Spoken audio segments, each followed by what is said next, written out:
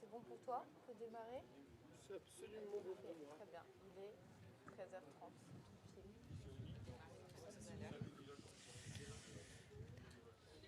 Alors, bonjour tout le monde. Il est 13h30 tout pile, donc on va démarrer ce grand entretien. Déjà, bienvenue à tout le monde. J'espère que vous passez des bons amphis, que vous avez passé un bel été, que vous apprenez plein de choses et que vous fournissez en armes intellectuelles, mais en pratique et en théorie, qui va vous permettre aussi d'entamer cette rentrée qui va être très intense politiquement avec plein de choses utiles en tête.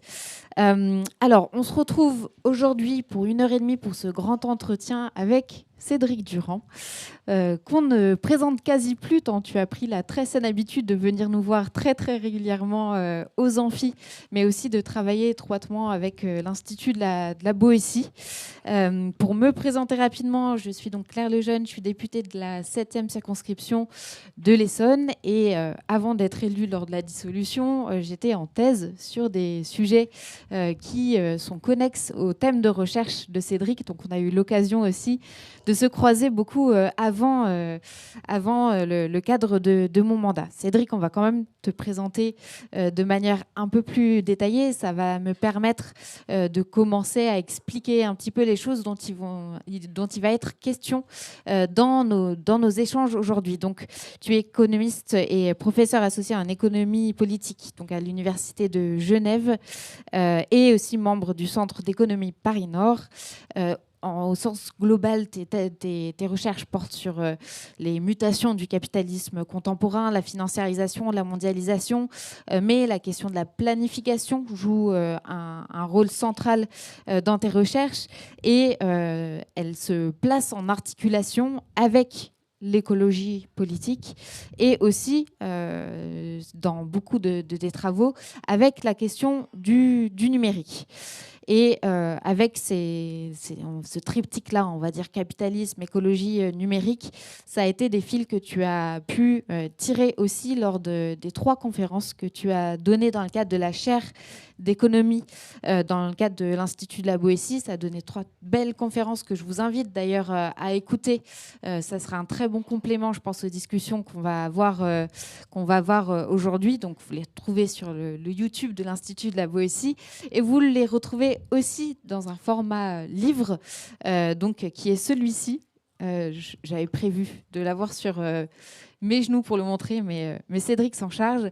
Et qui retrace un petit peu le contenu de ces 3 conférences-là dans ce livre intitulé « Faut-il se passer du numérique pour sauver la planète ?» Dans ces conférences et ce livre, tu poses un diagnostic qui, à mon sens, a l'avantage de tenir ensemble des éléments qu'on analyse, je pense, trop souvent de manière distincte, que nous dissocions trop souvent et qu'on considère comme des éléments parfois parallèles alors qu'ils sont complètement imbriqués. La centralité du numérique et de l'ensemble de ces réseaux dans nos sociétés, la domination des big tech, notamment américaines, dans le capitalisme numérique, le développement d'un capitalisme de plus en plus sauvage et qui acte son divorce complet avec les formes démocratiques, avec aussi des régimes de plus en plus répressifs et régressifs en matière de droits, d'égalité et d'humanisme, et en toile de fond le chaos climatique qui est notamment nourri par l'intensité matérielle des structures du numérique lui-même. Donc tout ça est bien relié, tout ça pose des questions qui ne sont pas seulement des questions techniques, technologiques, mais des questions de rapport de pouvoir, des questions de régime de propriété, des questions qui sont pleinement politiques et économiques en tous les sens du terme. Donc à partir de ce diagnostic, tu poses quelque chose comme une alternative.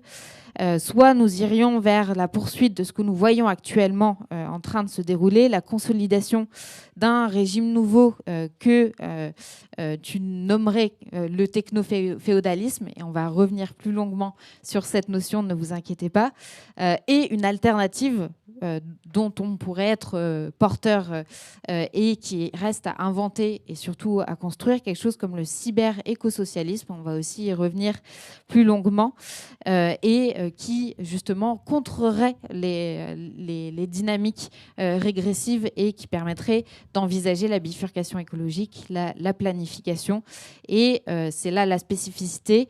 Tout cela finalement en nous appuyant sur des choses qui ont été développées sous le capitalisme, mais en retournant finalement ces objets du capitalisme contre leurs buts initiaux, qui étaient des buts de profitabilité, et en les retournant dans le sens du service de l'intérêt général. Donc on a ensemble 1h30 pour préciser ces choses-là et explorer toutes ces questions. Donc on va prendre les choses un peu étape par étape pour construire le raisonnement, et on va garder la dernière demi-heure pour des échanges avec vous. Donc si vous avez des questions, gardez-les bien en tête, parce qu'on aura une demi-heure normalement pour pouvoir préciser les choses ensemble à ce moment-là. Donc, dans un premier temps, je voulais qu'on revienne un petit peu sur cette question de l'articulation entre l'écologie et le numérique. Dans ton livre, tu poses ce constat-là. Ces deux thèmes sont très, très abordés dans l'actualité, mais ils le sont très souvent, trop souvent, de manière dissociée, de manière séparée, et avec des intérêts de la part de groupes aussi sociaux différents. Du côté du numérique, on va beaucoup parler d'innovation, on va parler de plus en plus d'intelligence artificielle. Et du côté des mouvements et des penseurs qui vont s'intéresser à l'écologie, il y a même une tendance à aborder les questions numériques strictement sous l'angle de la critique, et avec une mouvance qui irait vers une décroissance technologique.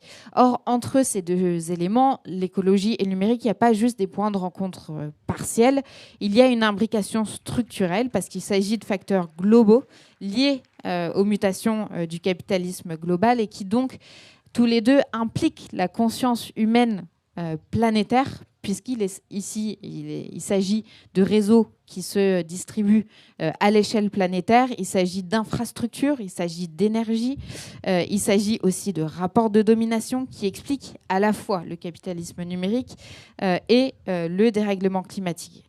Et donc, à la fois quand on parle d'écologie et quand on parle de numérique, on parle toujours des dynamiques du capitalisme et de leur changement. Et donc, je voulais qu'on commence par là. Je voudrais que tu nous explicites peut-être un peu plus longuement pourquoi, à ton sens, c'est très important aujourd'hui d'expliciter et de politiser cet enchevêtrement entre écologie et numérique, et pourquoi c'est important pour nous aussi qui portons l'idée d'une bifurcation écologique radicale avec l'outil de la planification, de bien saisir cette articulation-là. Et merci d'être là et bienvenue à toi, bien sûr. Merci Claire, bonjour à toutes et à tous. Je suis très heureux d'être avec vous. C'est toujours un chouette moment, c'est l'été, mais c'est aussi la rentrée politique, c'est voir des camarades, c'est se rafraîchir, retrouver l'action collective. J'aime beaucoup ce moment-là, donc je suis très content. Alors, pour directement m'engager dans la question qui a été posée, les rapports entre écologie et numérique, et pourquoi ce livre essaye de vraiment prendre à bras-le-corps la question de leur enchevêtrement, comme tu as dit, de leur imbrication, eh bien, c'est parce qu'il y a deux questions qui doivent être nécessairement tenues ensemble, et qui sont deux questions difficiles et qui impliquent les deux de manière différente. On pourrait dire, là, le livre il va être traduit en anglais, et il y a deux titres qui ont été proposés. Il y a un titre qui propose est-ce qu'un futur vert numérique est possible ? Et l'autre titre, c'est est-ce qu'on a besoin du numérique pour sauver la planète, plutôt cet angle-là. Et vous voyez bien, les deux sont un peu contradictoires, mais ils montrent bien qu'il faut arriver à circuler dans cette idée-là. C'est-à-dire, d'un côté, on sait que le numérique aujourd'hui est un des facteurs de crise écologique. Donc c'est quelque chose qui est très bien documenté, de manière, en fait, dans un certain nombre de cas, accentuée par les derniers développements. On sait depuis plusieurs années maintenant qu'un des aspects très coûteux du numérique, c'est l'aspect matériel, c'est-à-dire l'exploitation des minerais et les difficultés du recyclage, les traitements chimiques qui sont associés à tout ça. Donc ça, c'est quelque chose qu'on connaît bien. L'utilisation de l'eau aussi qui était très importante. Et puis maintenant, il y a l'IA qui se développe de manière accélérée et qui est extrêmement coûteuse en termes d'énergie. Et on a une nouvelle vague de construction de centrales nucléaires, par exemple, qui est directement liée aujourd'hui au développement de l'IA dans des pays comme les États-Unis, comme en France, bien sûr, ça a été largement discuté, mais aussi à Taïwan, je lisais ça encore récemment. Donc il y a vraiment un impact, une empreinte matérielle du numérique qui est vraiment extraordinaire. Si on remonte au débat d'il y a plusieurs décennies, au moment où émergeait cette question de l'économie de l'information, on le disait à l'époque, l'idée c'était qu'on allait avoir une forme d'économie qui serait dématérialisée. On parlait d'immatériel. Bon, ça n'existe pas l'immatériel. L'économie de l'information est matérielle. Le développement du numérique et finalement de cette nouvelle capacité de déployer collectivement des capacités cognitives a une dimension extrêmement matérielle, extrêmement coûteuse. Bon. Donc ça, c'est la première chose, qui a un autre volet qui est un peu lié, c'est que le numérique, c'est non seulement quelque chose qui consomme beaucoup de ressources, mais c'est aussi quelque chose qui objectifie notre rapport à la nature, qui réifie la nature, qui la rend finalement, qui en fait un instrument de son propre développement. Donc là, on est sur une dimension un petit peu plus peut-être philosophique, mais qui est importante parce qu'il y a aussi un germe de destruction dans une forme d'aveuglement à l'autonomie de la nature. C'est quelqu'un d'autre qui a été reçu à l'Institut Labo ici, qui s'appelle Kohei Seito, un philosophe japonais, qui insiste sur cette idée que finalement, il y a une forme de non-identité de la nature à ce que l'on peut en connaître ou ce que l'on peut en croire. Cette non-identité de la nature, c'est le fait que quoi qu'on fasse, quel que soit le niveau de nos connaissances, il y aura toujours plus dans la nature que de ce qu'on peut en connaître. Et ça, évidemment, le numérique ne le voit pas et peut contribuer à cette destruction. Donc ces deux éléments, non-identité de la nature et puis plus prosaïquement, mais de façon absolument brutale, exploitation de la nature et destruction de la nature par le développement du numérique, doivent nous amener à nous interroger sur les rapports entre les deux. Mais il y a aussi une deuxième facette. Et la deuxième facette, c'est la facette qui est la facette moderniste du mouvement socialiste et de l'aspiration à l'émancipation. C'est que le numérique, c'est aussi un message d'espoir pour l'humanité, dans le sens d'un déploiement de capacité de celle-ci à agir en conscience à l'échelle de la planète, plutôt que d'être soumise aux aléas, à l'aveuglement du marché et à une ignorance généralisée. Donc là, il y a bien quelque chose qui est bien plus positif autour du numérique. Alors, on peut penser à un sociologue qui s'appelle Göran Thörnborn, qui est un sociologue suédois, qui parle d'un nouvel âge de progrès. Alors évidemment, ce n'est pas tellement à la mode de parler d'un nouvel âge de progrès. Mais qu'est-ce qu'il veut dire là? Il veut dire que les capacités d'avoir une conscience humaine universelle émergent pour la première fois au niveau historique. Et elles sont en partie associées à ce développement des capacités numériques. Alors on le voit de façon très triviale dans le fait que les informations sont aujourd'hui disponibles sur ce qui se passe dans les différents pays à chaque instant. Quand on est passionné de politique, c'est extraordinaire de pouvoir aller suivre le débat en détail dans les différents pays en direct. C'est inédit à l'échelle historique. Autrefois, il y avait des appareils bureaucratiques qui étaient les partis, des grands partis de masse, qui se synchronisaient, qui permettaient qu'il y ait de la circulation de l'information. Mais tout ça avec beaucoup de délais, avec des hiérarchies qui étaient très importantes pour que celles-ci circulent, avec des difficultés d'accès. Là, il y a une dimension démocratique fondamentale dans ce geste-là. Mais il y a aussi d'autres éléments plus associés à la science, à la technique. Si on prend par exemple la crise écologique, pour connaître l'ampleur des émissions de méthane, aujourd'hui, on repose en partie sur les déclarations qui sont faites par les entreprises et par les États. Eh bien, ceux-ci et celles-ci mentent massivement. Lorsque on regarde par satellite, puisqu'on peut le mesurer maintenant, on se rend compte que c'est 2 à 3 fois supérieur à ce qui est déclaré. C'est quand même intéressant de le savoir. Et donc là, il y a bien des mécanismes associés à l'observation satellitaire, son traitement numérique, tout ça qui a à voir avec ces nouvelles capacités de traitement de l'information, qui sont émancipateurs dans le sens où ils nous permettent d'envisager une action collective plus consciente, plus maîtrisée à l'échelle de la planète. Une des manières de penser la crise écologique, c'est de penser celle-ci en termes de forme de crise de contrôle. Le mécanisme humanité-nature est complètement hors de contrôle aujourd'hui. Il y a des dérèglements qui se multiplient. Eh bien, si on veut remettre ça, recontrôler ça, c'est important de mieux le comprendre et d'avoir des paramètres pour le piloter. Et cette dimension technique est associée aux capacités qui viennent du numérique. Donc vous voyez bien, là, il y a une tension. La tension, on ne peut pas la résoudre, à mon sens. On ne peut pas dire la seule solution, c'est d'abandonner les technologies numériques pour baisser l'empreinte et de réduire la technique. Pourquoi on ne peut pas? Parce que les interdépendances qui nous lient les uns les autres, ou même tout simplement la dette technologique est telle qu'il faut la prendre en charge.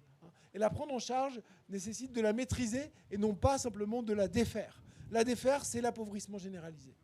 Et ça, je pense que c'est quelque chose qui est un point de débat important avec une partie du mouvement écologique et une partie du mouvement décroissant. Moi, je discute beaucoup avec les décroissants, j'écris avec certains d'entre eux, donc je pense qu'il y a beaucoup de points qui sont importants. On pourra revenir dans la discussion dessus si vous le voulez.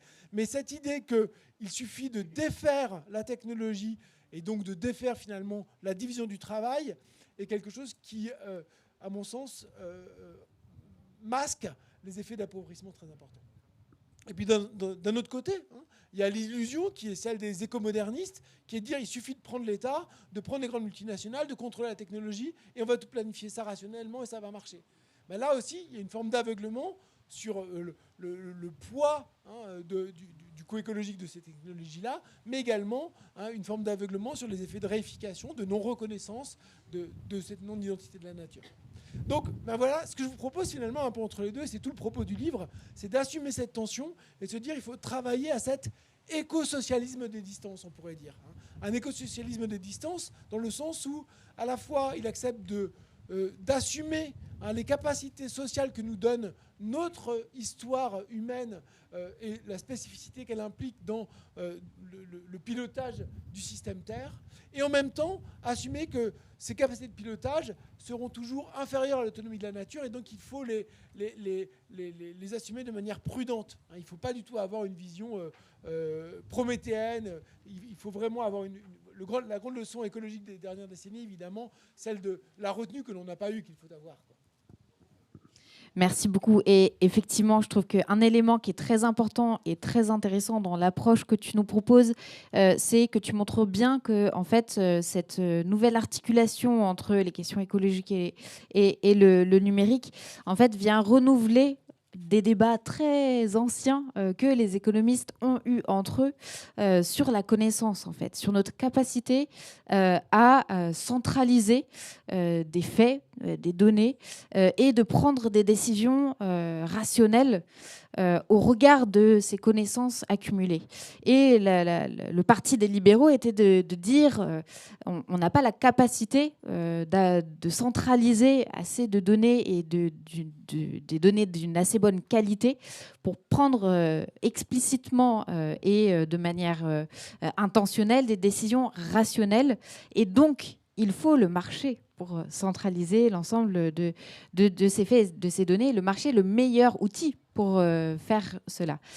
Or, effectivement, ce que tu démontres dans le livre, c'est que justement, le numérique et l'accumulation notamment de données vient amener une situation, une configuration où on a une capacité de construire comme ça par la collecte et la mise en commun de l'ensemble de ces données, un pool de connaissances qui pourrait amener à des prises de décision rationnelles, collectives. Et ça, c'est quelque chose de nouveau que le numérique rend possible. La question après, c'est qu'est-ce qu'on fait de tout ça et quel régime de propriété dicte qui a accès aux données, comment on les pilote, envers quels objectifs. Mais on y reviendra un peu plus tard dans la discussion. Mais ça, c'est très intéressant parce que ça vient faire ressurgir des débats qui sont vraiment très anciens entre les économistes.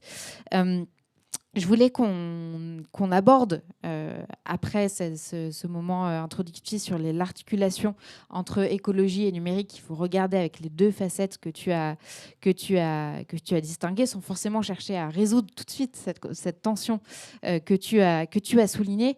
Je voulais qu'on aborde cette question du nouveau régime de pouvoir qu'on peut discerner dans le capitalisme numérique, dans les formes de domination que les grandes multinationales, les big tech américaines peuvent amener.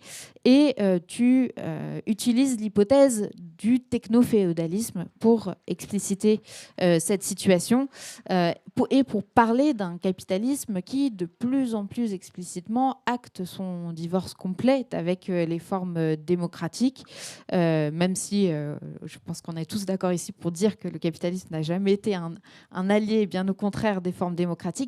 Il pouvait entretenir une forme d'illusion, au moins que le capitalisme entretenait une forme de compatibilité avec la démocratie, le vote, etc. Là, avec le trumpisme, avec des formes de pouvoir de plus en plus fascisants, et la facilité avec lesquelles les classes capitalistes s'allient à ces formes de pouvoir, on a vraiment une démonstration de ce divorce-là.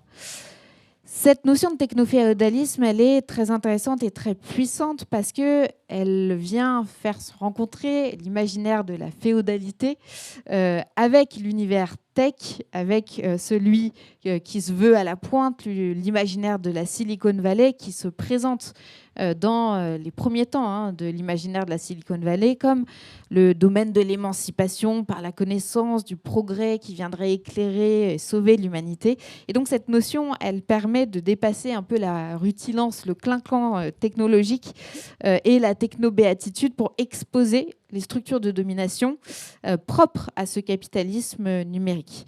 Dans la nouvelle économie numérique, donc, les principes structurants du capitalisme, qui étaient la mise en concurrence orchestrée par les marchés et donc la recherche du profit, auraient été progressivement remplacés par des mécanismes qu'on associe plutôt à la féodalité, le monopole et la rente.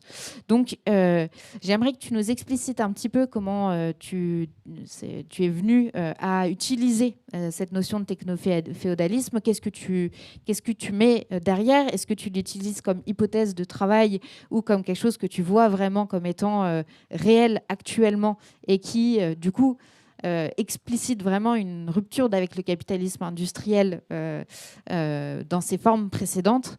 Et là encore, cette dernière question est importante parce qu'il y a actuellement beaucoup de débats qui sont des débats théoriques, mais qui ont aussi des implications pratiques sur est-ce qu'on est actuellement dans une variété du capitalisme industriel qui juste se renouvelle sous des formes nouvelles, ou est-ce que vraiment il y a quelque chose de structurellement différent dans ce qui se produit aujourd'hui quand on regarde les formes de propriété, les formes de domination, les formes de rapport de force qui se mettent en œuvre dans le capitalisme numérique contemporain que tu appelles féodalisme. Donc, je te laisse peut-être répondre à ces éléments-là et nous indiquer un peu ce que tu mets derrière cette notion de technoféodalisme. Alors, effectivement, le débat, il est assez animé. Peut-être que certains d'entre vous l'ont vu. Le Monde Diplo titre « Est-ce que le numérique nous ramène au Moyen-Âge ?» Alors, je vais tout de suite lever l'ambiguïté. Non, le numérique ne nous ramène pas au Moyen-Âge. Et le concept de technoféodalisme ne vise pas à dire qu'on serait en train de revenir au Moyen-Âge. Certainement pas. Un élément qui distingue radicalement le technoféodalisme et les évolutions en cours du féodalisme classique qui était celui du Moyen-Âge est le suivant. Au féodalisme, l'économie était d'abord et avant tout organisée au niveau individuel. Certes, il y avait des seigneurs qui dominaient leurs terres, et sur ces terres, les paysans, les serfs étaient attachés, mais le serf travaillait un petit peu collectivement pour des corvées qui étaient réalisées pour les seigneurs, mais la plupart du temps individuellement au niveau de sa famille. Il avait ses propres outils, il organisait lui-même son travail de manière individuelle. Donc c'était des moyens de production individuels, un procès de travail individuel. Aujourd'hui, on est dans une économie hyper socialisée, et le numérique est un des instruments de cette hyper socialisation. Donc là, il y a une divergence radicale, évidemment, entre le mode de production féodal et la tendance au technoféodalisme, la transformation du mode de production que l'on voit à l'œuvre aujourd'hui. Alors, où est-ce qu'il y a une analogie, malgré tout, qui effectivement permet de penser un décalage par rapport au capitalisme? Alors, il y a une analogie qui, à mon avis, se situe à 3 points, à 3 niveaux. Le premier niveau, c'est la question de la dépendance. Dans le capitalisme, quelque chose qui est très important, c'est qu'il y a une liberté qui est importante. La liberté, elle est effectivement sous contrainte majeure. Vous avez la liberté de vous faire exploiter, vous pouvez changer d'exploiteur, mais il y a le chômage. Donc c'est quand même une liberté qui est très contrainte. Mais malgré tout, juridiquement, vous n'avez pas une forme d'impossibilité de partir. Au Moyen-Âge, vous n'aviez pas le droit. Vous étiez attaché à une terre numérique, vous étiez attaché à un seigneur et ce n'était pas possible de partir. Si vous partiez, vous pouviez le faire, mais vous alliez dans les confins et donc vous étiez contraint de survivre en dehors de toute forme de société, de toute socialisation. Et donc c'était vraiment extrêmement coûteux, extrêmement difficile. Eh bien aujourd'hui, il y a des formes de dépendance qui sont aussi extrêmement fortes. Essayez d'imaginer de sortir vos vies individuellement de l'emprise des big tech, de ce qu'elles impliquent pour vos gestes quotidiens, pour les transactions quotidiennes, pour vos liens avec vos amis, pour votre manière de militer, pour votre manière de faire vos achats. Ben, c'est quelque chose de quasiment impossible. il n'y a plus de possibilité de sortie. Il y a une dépendance qui est là, extrêmement forte, et qui est très distincte finalement de ce qui se passait précédemment dans le capitalisme, où certes, il y avait plusieurs services qui étaient proposés. Parfois, il n'y en avait pas beaucoup. On parlait de capitalisme monopoliste, mais il n'y avait pas cette espèce de centralisation extrême qu'on voit opérer aujourd'hui à l'échelle de la planète. Là, on parle du niveau individuel. Mais le niveau individuel n'est pas le seul. Si on rentre au niveau des entreprises, au niveau des administrations, la dépendance est absolument extraordinaire et extrêmement centralisée. Il y a 3 entreprises qui sont indispensables à toutes les entreprises importantes aujourd'hui. C'est Google, Amazon et Microsoft. Ces 3 entreprises génèrent des mécanismes de connaissance généraux auxquels on ne peut pas échapper si on veut avoir une activité économique dans le capitalisme contemporain. Donc cette dimension de la dépendance est cette première logique sur laquelle je voudrais insister comme élément d'analogie. Le deuxième élément d'analogie, c'est que cette dépendance, elle induit un rapport qui n'est pas purement économique. Les entreprises pour lesquelles on travaille ou les services que l'on va utiliser des entreprises du numérique sont des entreprises qui guident nos conduites. Il n'y a pas seulement une histoire de transaction, mais il y a aussi une histoire de, on dit, curation, en anglais, comme on le dit pour les musées, c'est-à-dire on organise la manière dont on voit le monde et la manière dont on va interagir avec lui. Si vous allez sur Amazon, vous n'avez pas le même site que moi je vais avoir. Pourquoi ? Parce qu'on n'a pas le même âge, pas la même histoire, pas le même... bon. Et donc, Amazon centralise les données et à partir de là, va imaginer quel genre de produit vous allez être susceptible d'acheter et donc va organiser le magasin en fonction de votre histoire individuelle. Ça, c'est très politique quand même. C'est une manière de façonner le monde à votre image. De la même manière, Google va organiser en fonction de votre histoire la façon dont il va vous proposer des résultats. Mais c'est également vrai pour votre histoire dans l'intelligence artificielle, etc. Là, il y a des choix qui sont faits. Ces choix qui sont faits par les algorithmes qui effectivement correspondent à votre singularité sont des choix qui sont aussi politiques dans la mesure où ils vous enferment dans une certaine manière de voir votre histoire. Et là, il y a des choix politiques très importants. Un autre élément politique évidemment très important à avoir avec toute la frontière entre l'organisation de ces choix et de cette vision et puis la manière dont on vous invite à participer aux réseaux sociaux et à vous engager dans le débat politique. La manière dont le débat est organisé chez Musk, sur X, ou dont il est organisé sur Facebook, répond à la fois à des impératifs économiques. Le but du jeu, c'est que vous y passiez le maximum de temps, parce que c'est comme ça qu'on fait plus de fric, parce qu'on vend de la publicité essentiellement.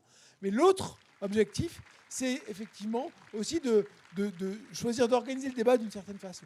Donc là, il y a aussi une espèce de fusion avec le politique.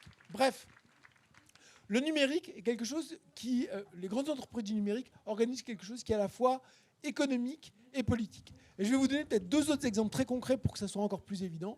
Aujourd'hui, la frontière du numérique est... il y a certes, mais il y a un autre élément qui est peut-être plus déterminant du point de vue institutionnel, c'est ce qui se passe autour des cryptos et le choix qu'est en train de faire Donald Trump de donner une place centrale aux cryptos. Ça, c'est l'amorce de monnaie privée qui sera en mesure de défier les États. Et là, pardon, on me fait signe qu'il faut que tu rapproches un peu le micro. Encore plus. Ouais. Faut que je parle plus fort dans le micro en plus, peut-être plus près, mais c'est vraiment, je me sens un peu oppressé, quoi. Ok, donc je vais essayer de parler plus près du micro. C'est mieux là ? Ok. Donc, les cryptos, c'est vraiment quelque chose qui montre cette frontière à laquelle on se trouve. Parce qu'il s'agit de faire passer du secteur public, de l'État. C'est quelque chose qui a été un long processus historique. Les monnaies n'étaient pas d'abord des monnaies publiques. Ça a été ambivalent pendant longtemps. Et les banques centrales publiques ont émergé finalement relativement récemment dans l'histoire du capitalisme. Mais là, il y a un mouvement de retour en arrière qui est en train de s'esquisser. Avec des entreprises comme Amazon ou comme Walmart qui vont avoir des cryptos, qui vont être adossés au dollar, mais qui, à terme, vont devenir des grandes monnaies internationales qui vont rivaliser avec les monnaies publiques. En tout cas, il y a cette possibilité-là. Un élément intéressant autour de cet exemple-là, c'est qu'il permet de montrer en quoi cette tendance à la fusion de l'économique et du politique, qui est au cœur de l'hypothèse techno-féodale, est une tendance et pas une nécessité. Cette question monétaire a été d'abord réglée il y a quelques années autour du projet de Libra qui était porté par Facebook. Et là, les régulateurs ont dit niet. Et donc là, on avait un mouvement de mise à l'arrêt de cette tendance au techno-féodalisme. Bon, et bien là, on a le mouvement inverse qui est en train d'avoir lieu. Et avec Trump, il y a peut-être quelque chose de qualitativement essentiel qui est en train de se jouer là. Bon, puis enfin, la troisième caractéristique sur laquelle je voudrais insister, c'est que le féodalisme était d'abord et avant tout un monde dans lequel la compétition était organisée sous la forme d'un jeu à somme nulle. C'est comme la guerre, quoi. Toi, tu gagnes, moi, je perds, ou inversement. Qu'est-ce que faisaient les grands seigneurs féodaux ? Eh bien, essentiellement, ils organisaient des fêtes et ils faisaient la guerre. Ils organisaient des fêtes pour montrer leur puissance et obtenir des allégeances, hein, et donc exercer une forme de pouvoir politique de cette manière-là. Et ils faisaient la guerre pour conquérir des territoires et augmenter leur capacité à extraire un tribut. Eh bien aujourd'hui, dans la concurrence que se mènent les grandes entreprises du numérique, il y a quelque chose du même ordre, hein. Il s'agit certes de prendre davantage de parts de marché, mais ces parts de marché, elles sont singulières, parce que ce qu'ils monopolisent, c'est finalement la capacité à organiser l'activité sociale, hein. Finalement, ils colonisent, ils prennent le contrôle sur ce qui nous permet d'interagir les uns avec les autres. Et à ce jeu-là, toi tu gagnes, moi je perds. Ou plutôt, Microsoft gagne, Google perd. Hein, c'est quelque chose de cet ordre-là. Il y a très peu de valeur ajoutée dans ce jeu-là. C'est essentiellement un jeu à somme nulle qui d'ailleurs s'exerce au détriment du reste de l'économie en général. Bien sûr, des individus, des travailleurs, etc. L'exploitation capitaliste est toujours là. Mais au sein même du capitalisme, il y a une stratification qui est en train d'avoir lieu, extraordinaire, avec une centralisation de la plus-value dans ces grandes entreprises-là, qu'elles exploitent de manière à étendre leur mécanisme de contrôle plutôt qu'à avoir une dynamique productive qui était celle du capitalisme traditionnel. Donc, si vous voulez, dépendance, fusion de l'économie et du politique et prédation, c'est des traits qui sont des réminiscences du féodalisme. Ce n'est pas une répétition, c'est des réminiscences et des éléments qui permettent de voir qu'il y a des éléments de distinction par rapport au capitalisme. Alors, juste pour... ce geste, il n'est pas aussi iconoclaste qu'on le croit, hein. Il y a plusieurs personnes qui en parlent. Mais il y a des gens qui ont pensé très profondément le capitalisme et qui eux-mêmes, à des moments dans l'histoire du capitalisme, ont vu des analogies avec le féodalisme. Marx a parlé de féodalisme industriel pour parler de l'émergence d'une forme de la finance sous le Second Empire. Alors voilà, c'est des tendances et des choses qui se manifestent. Aujourd'hui, je pense qu'on va plus loin, hein, que ces tendances au féodalisme qu'avait identifié Marx à l'époque. On va plus loin, pourquoi ? Parce que c'est vraiment la fraction la plus active, hein, à la fois sur le plan économique et politique du capital, qui prend ce tour-là et qui le prend à une échelle quasiment planétaire. Donc là, il y a quelque chose de vraiment inédit, je pense, dans l'histoire du capitalisme, qu'il faut penser et assumer en tant que tel, et pas se contenter de dire que c'est le capitalisme comme d'habitude. Très bien, merci. Juste peut-être un rebond et une demande de précision sur une notion qui est aussi présente lorsque tu parles de technoféodalisme, qui est celle de glaive numérique. Et je trouve que tu as une manière d'en parler qui permet de rendre très clair en fait aussi ce qui se passe pour nous qui sommes du côté de la dépendance à ces réseaux, à ces infrastructures, à ces plateformes, avec aussi l'absence de choix qui se produit et qui, du coup, est un élément différenciant par rapport aux formes de capitalisme concurrentiel où là, au moins en théorie, l'absence de monopole permet d'avoir les options possibles qui n'existent plus aujourd'hui. Peut-être sur cette notion-là. Oui, cette notion de glaive, elle est vraiment très intéressante parce qu'elle fait vraiment sens dans le féodalisme. Ça veut dire quoi la glaive ? C'est à la fois la terre en tant que propriété économique, actif économique que possède le seigneur. Et donc là, on a quelque chose qui est assez classique. Mais c'est aussi la terre en tant qu'espace politique auquel sont attachés les paysans sous l'autorité du seigneur. Et donc le mot de glaive, c'est les deux en même temps. Bon. Et lorsque je parle de glaive numérique, bien c'est la même chose, hein. Je parle de glaive numérique pour insister sur cette dimension de dépendance, hein, qui peut se passer aujourd'hui du numérique. Pendant longtemps, je disais dans mes conférences que ma mère sans doute pouvait parce qu'elle avait une grande sociabilité, etc. Et puis avant-hier, elle m'a appelé parce que son téléphone portable était en panne et qu'elle n'y arrivait pas, son smartphone. Et là, je me suis rendu compte qu'en fait, elle était vraiment en stress et qu'elle avait pris l'habitude d'échanger des photos avec ses enfants, que toute sa vie. Et à 83 ans, même elle est prise maintenant dans la glaive numérique. Ça a été plus tardif que les autres, mais c'est fait. Donc il y a vraiment cette dépendance qui est généralisée, mais qui a aussi, bien sûr, une dimension économique. Ce sont des actifs économiques contrôlés par ces entreprises. Donc voilà, cet hybride du politique et de l'économique et ce qui justifie l'analogie avec le concept de glaive. Je ne sais pas si c'était ce que... Oui, tout à fait. Mais merci beaucoup pour la précision. Alors, je voulais qu'on poursuive en s'arrêtant un moment sur le cas américain. Parce que lorsqu'on parle de toutes ces questions-là, je suis sûre que vous avez eu un duo en tête, le duo qu'a formé, qui bat un peu plus de l'aile maintenant, hein, mais entre Trump et Musk. Et tu as parlé plusieurs fois là, dans tes interventions de cette fusion en cours entre l'économique et le politique, alors que justement dans la théorie libérale, il y a au moins une séparation, voire une mise à distance entre ces deux domaines. Donc, comment déjà, je pense que le cas américain est intéressant déjà en lui-même pour sa manière d'incarner de manière assez spectaculaire, en fait, d'illustrer emblématiquement ce potentiel techno-féodalisme et cette fusion entre justement la seigneurie du numérique et les formes de pouvoir fascisantes qui adviennent en ce moment aux États-Unis. Mais le cas américain est important et intéressant aussi parce qu'il détermine des processus, des mouvements matériels aussi, qui se déploient bien à l'échelle planétaire et globale. Et notamment, ça me paraît important de revenir sur ce cas-là, parce que vous avez beaucoup de discours en ce moment sur la souveraineté numérique française et européenne.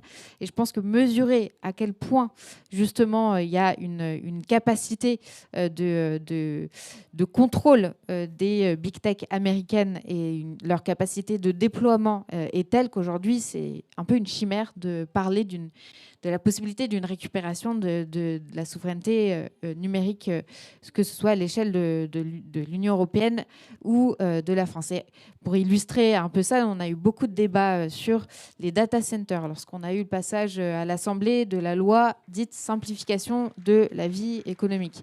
Et l'Assemblée a voté plein de mesures pour simplifier les normes qui venaient finalement contrôler l'installation des data centers, vérifier que c'était compatible avec un usage de l'eau raisonnable, vérifier que ça venait pas être construit sur des terres agricoles. Donc tout ça, c'est parti par la fenêtre. Merci les macronistes et l'extrême droite. Et les débats étaient très intéressants parce que il y avait cette conviction, feinte ou sincère, ça je ne sais pas, que le fait d'avoir plein de data centers en France correspondait à une récupération de la souveraineté numérique, ce qui est faux parce que la question de la détention des données et de leur circulation est beaucoup plus déterminante en termes de récupération de la souveraineté économique que de juste avoir les infrastructures sur nos territoires. Donc c'était un moment aussi où on voit que même dans les politiques publiques menées, il y a encore une très grande naïveté en fait sur ce qui peut correspondre à une véritable souveraineté de ce point de vue-là. Donc peut-être est-ce que tu peux nous donner un petit peu ton analyse du cas américain, de ce que veut dire les récentes évolutions des relations aussi entre des Peter Thiel, des Musk, la manière dont Trump justement amène la question, y compris de l'intelligence artificielle, de manière très forte. Tout ça, on voit à quel point se mêlent ici les sujets économiques, écologiques, numériques, géopolitiques, et à quel point on a besoin d'avoir une analyse structurelle et systémique de ces enjeux-là si on veut comprendre le jeu des acteurs actuellement. Merci beaucoup. Donc la question est très grande et assez difficile parce qu'il y a vraiment beaucoup de choses qui s'imbriquent. Il y a du technique, il y a du politique, tu l'as bien dit, il y a les rapports avec la finance, il y a vraiment beaucoup de choses. Alors je vais essayer de donner quelques pistes, quelques directions, puis peut-être qu'on clarifiera plus dans les discussions auparavant. La première chose, c'est qu'effectivement, la fraction la plus active du capitalisme américain, c'est la fraction numérique maintenant, et elle prend le relais de la finance, elle défie la finance comme forme hégémonique. Je pense que c'est à cette aune-là qu'il faut lire ce qui est en train de se passer aux États-Unis aujourd'hui.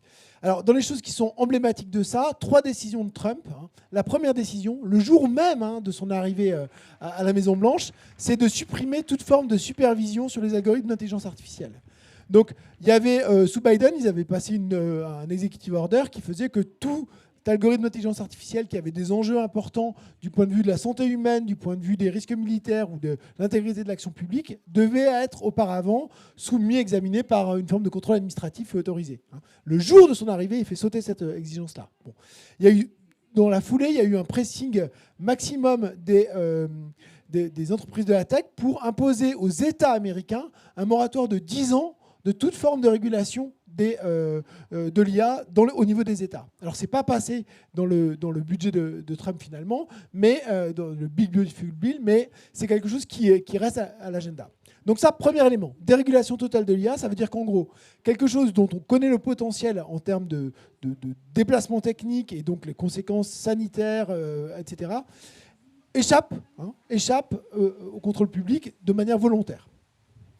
Ça veut dire qu'on fait confiance, ça renvoie aussi à cette idée technosolutionniste que défendait Morozov, mais au-delà de ça, il y a une espèce de confiance dans ces géants de la tech, leur capacité à voir clair pour nous tous, tout seuls. Bon. Deuxième élément, c'est, on l'a évoqué tout à l'heure, la question des cryptos. C'est quelque chose qui est tout à fait important. C'est non seulement donc le Genius Act qui a été décidé récemment et qui va venir en soutien aux cryptos, mais c'est également toutes les décisions qui ont trait à la défiscalisation des cryptos pour les pensions de retraite américaines. Aujourd'hui, les Américains, lorsqu'ils investissent dans des fonds de pension, normalement, ils ne peuvent pas investir dans n'importe quoi. Alors déjà, c'est très, très dangereux, mais là, ils veulent faire sauter les régulations, en particulier pour favoriser les cryptos. Donc il va y avoir énormément d'argent dans les cryptos. Bon, là, il y a beaucoup de choses à discuter, c'est un peu compliqué, mais ça a un rapport avec le déclin du dollar et la façon d'essayer de maintenir la position du dollar. Le troisième point qui est très important et qui va dans le sens aussi de cette montée en puissance majeure du numérique, c'est toutes les décisions qui concernent l'action publique. Et là, c'était là où Doge et Musk ont joué un rôle important. Mais il ne faut pas croire que depuis que Musk et Trump se sont fâchés, cette affaire-là est finie. Qu'est-ce qu'il y a derrière ? Il y a l'idée que finalement, il y a des solutions numériques, grâce à l'intelligence artificielle, qui peuvent se substituer aux capacités politico-administratives des États. C'est ça l'idée clé. Et ça se traduit déjà par le démantèlement d'un certain nombre de pans du gouvernement américain. Mais le projet va assez loin. Le projet va assez loin avec une entreprise qui s'appelle Palantir, notamment, que vous connaissez peut-être, qui est très, très en pointe dans tout ce qui est militaire et numérique, mais qui se déploie non seulement avec le ministère de la Défense, mais qui travaille aussi également dans l'administration de la sécurité sociale, dans l'administration du crédit, etc. Et donc, ils déploient les mêmes outils dans les différentes branches de l'administration. Et il n'y a pas grand monde qui comprend comment ça marche à part eux-mêmes. Donc, au fond, on va vers quelque chose où, finalement, on a une capacité de contrôle de l'action publique qui, de plus en plus, est capturée au sens, pas des intérêts, mais au sens des capacités à les développer par ces entreprises du numérique. Alors là, il y a vraiment, je pense, une forme de désarticulation de l'action publique qui est en train d'avoir lieu et qui concerne l'État américain lui-même. Si vous voulez, on va parler dans un instant des rapports Europe-États-Unis, mais il faut bien comprendre que l'État américain lui-même est en train de se désarticuler sous les coups de boutoir de ces entreprises qui pensent qu'elles peuvent au fond s'y substituer. Et lorsqu'on parle de libertarianisme, eh bien derrière, c'est quoi l'idée ? C'est l'idée que finalement ces grandes entreprises-là peuvent proposer des modes de structuration du social indépendamment du politique. Donc là, il y a vraiment une transformation majeure. À mon avis, c'est voué à l'échec, malgré tout. Donc c'est aussi quelque chose qui a à voir avec quelle est ma perspective sur le technofeudalisme. Je pense que la tendance est là. Je ne suis pas du tout en train de dire qu'elle va se réaliser. À mon avis, elle est vouée à l'échec. Pourquoi ? Parce que le politique est plus compliqué que ça. Il ne se laisse pas résumer à des capacités technologiques de le maîtriser. Et donc, il va y avoir une forme d'affaiblissement, de désarticulation. C'est ce que j'anticipe du côté américain. D'autant plus que, évidemment, je ne vais pas en parler, mais il y a d'autres manières d'intégrer le numérique. Tourner les yeux vers Pékin, il y a évidemment une technologie qui se développe très rapidement avec une autre vision de l'articulation entre entreprise et État et avec, in fine, un contrôle politique du Parti communiste chinois sur les mécanismes enfin, les big tech, quoi. Donc, je ne vais pas en parler davantage, mais évidemment, il n'y a pas que le technofeudalisme comme option, quoi.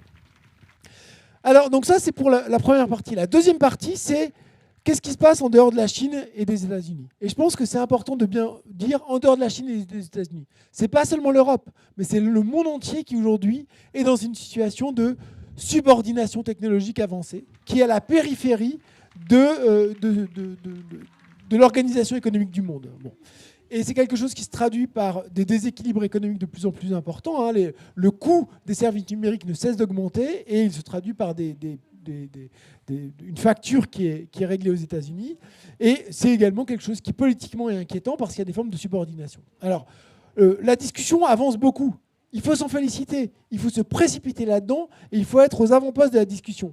Parce qu'y compris, la bourgeoisie est fragilisée par ça. C'est quelque chose qui interroge beaucoup les entreprises. Le PDG de Total disait écoutez, quand je vois que je dois donner toutes mes données. Alors, on n'aime pas Total, on est d'accord. On n'aime pas Total parce que c'est une entreprise cotée en bourse, machin de ça. On n'aime pas Total parce que c'est l'extractivisme, etc. Mais ce qu'il disait sur l'enjeu du numérique est intéressant. Et là, on est d'accord avec sa préoccupation.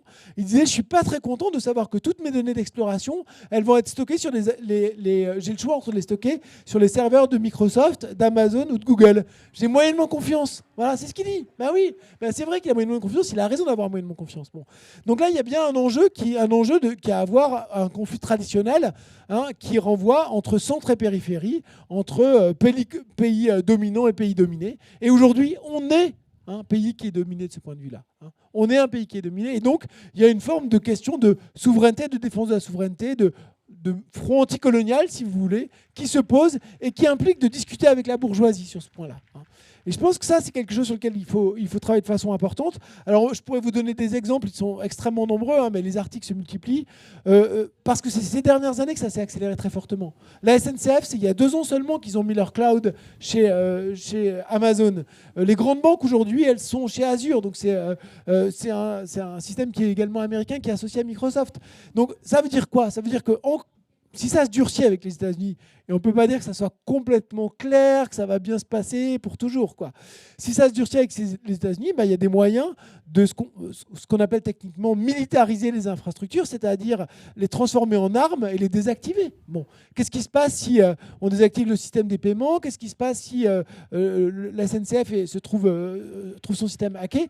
C'est pas de la fiction, hein. C'est pas de la fiction. Le chantage a été explicite vis-à-vis de l'Ukraine de la part de Musk lorsqu'il a dit on va peut-être vous déconnecter vos satellites si vous ne nous filez pas les terres que l'on veut, les minerais que l'on veut, lorsqu'il y avait toute la discussion sur l'accès aux minerais. Bon. Donc il y a vraiment cette idée de militarisation des capacités de contrôle numérique depuis les États-Unis qui est quelque chose de très concret et très préoccupant. Bon. Et là, il faut, à mon avis, avoir une politique de front anticoloniale, si on veut, et ça implique de discuter très largement. Et je pense qu'on peut être très actif et montrer comment on est au cœur aussi des préoccupations, au-delà de notre camp, des préoccupations du pays et de son devenir dans son entier sur ce débat-là. Je ne vous ai pas donné de chiffres, mais peut-être un ou deux, un chiffre très simple, c'est 80% aujourd'hui des dépenses de logiciels et de cloud européennes sont réalisées aux États-Unis. Et c'est la proportion tend à augmenter, mais les dépenses elles-mêmes tendent à augmenter. Donc c'est un poids qui est de plus en plus important. Et là, on ne parle pas des enjeux technologiques, on parle d'enjeux commerciaux. Bon. Et de ce point de vue-là, d'ailleurs, c'est le fait que l'Europe n'ait pas activé cette carte-là, n'ait pas dénoncé ce point-là dans les négociations commerciales en cours, enfin, qui viennent de se finir avec les États-Unis, montre vraiment une forme de volonté absolue de ne pas défier les États-Unis, de se laisser traiter comme un paillasson. Un autre point peut-être, juste pour clarifier là-dessus aussi, je ne vais pas être plus long, mais sur l'idée de cloud souverain qui s'est beaucoup développée. En France notamment, on a cette idée de cloud souverain qui permet à Amazon et aux autres de proposer des solutions qui vont être hébergées localement et qui vont être avec un certain nombre de clés d'accès qui sont censées garantir une forme de souveraineté. Mais c'est faux in fine. Pourquoi ? Parce que juridiquement, aux États-Unis, il y a le Cloud Act qui oblige les acteurs américains à donner accès aux informations qu'ils ont sur tous leurs serveurs dans le monde entier si l'administration l'exige. Donc cette idée qu'il y ait une forme de souveraineté et juridiquement, les entreprises américaines sont obligées ne peuvent pas la garantir parce qu'ils sont contraints par la juridiction américaine elle-même. Alors sans compter les capacités technologiques, les exemples d'espionnage multiples que l'on connaît, etc. Il n'y a aucune raison de le croire, même s'il n'y avait pas de cadre juridique. Mais là, il y a même un cadre juridique qui interdit que ça puisse avoir lieu. Donc il y a vraiment un enjeu majeur à construire, une souveraineté numérique. Alors qu'est-ce que c'est que cette souveraineté numérique et quelle est la bonne échelle ? Et là, il y a beaucoup de débats qui doivent avoir lieu. À mon avis, il faut être très ouvert, mais il ne faut pas fétichiser les choses. Pourquoi ? Parce que, l'idée qu'on peut avoir une souveraineté numérique nationale intégrale, c'est du bullshit. Ça coûte trop cher, c'est trop compliqué à développer technologiquement et on ne peut pas avoir une France toute seule souveraine numériquement. Ça n'existera pas. Et en même temps, se dire que vu qu'on ne peut pas le faire au niveau français, il faut immédiatement le faire au niveau européen, ce n'est pas évident non plus. On voit bien que les atermoiements européens peuvent freiner beaucoup. Donc, à mon avis, il faut penser la souveraineté non pas comme une unité évidente et totale, mais plutôt comme des degrés de souveraineté. On n'aura jamais une souveraineté totale, c'est toujours des degrés de souveraineté qu'il faut manipuler stratégiquement et à différents niveaux. Et pour faire simple, en gros, il y a 3 niveaux. Il y a le niveau des infrastructures. Et là, il faut qu'il y ait des infrastructures qui soient contrôlées publiquement. Pas nécessairement au niveau national, ça peut être au niveau de plusieurs États, mais c'est absolument déterminant. C'est quoi ces infrastructures ? C'est les câbles, les satellites et les data centers. Ça, il faut qu'on le possède, qu'on le contrôle, que ça soit régulé. C'est vraiment du hardware. Bon, et là, il y a un enjeu important. Ce n'est pas nécessairement au niveau seulement national. On peut faire des alliances avec d'autres pays, partager ces choses-là. On l'a fait par le passé. Les câbles de télécommunications ont été souvent partagés entre des consortiums internationaux. Au niveau européen, très bien. Mais pourquoi pas avec d'autres pays, le Brésil, l'Inde, whatever. Dès lors qu'il y a une forme de gouvernance collective publique de ces choses-là, on peut avoir des éléments de garantie sur la souveraineté. Ça, c'est le premier élément. Le deuxième élément, c'est tout ce qui va concerner finalement les services qui vont être associés à ça. Alors là, il faut être actif du point de vue de la commande publique. il faut faire, effectivement avoir des offres publiques qui sont faites, mais aussi il faut encourager des entreprises que l'on contrôle, qui soient sur le territoire national, qui respectent des normes nationales et européennes à exister. Et là, il faut avoir une politique industrielle. C'est une politique de rattrapage. C'est ce qu'on a toujours fait dans l'histoire du capitalisme pour rattraper ceux qui étaient devant.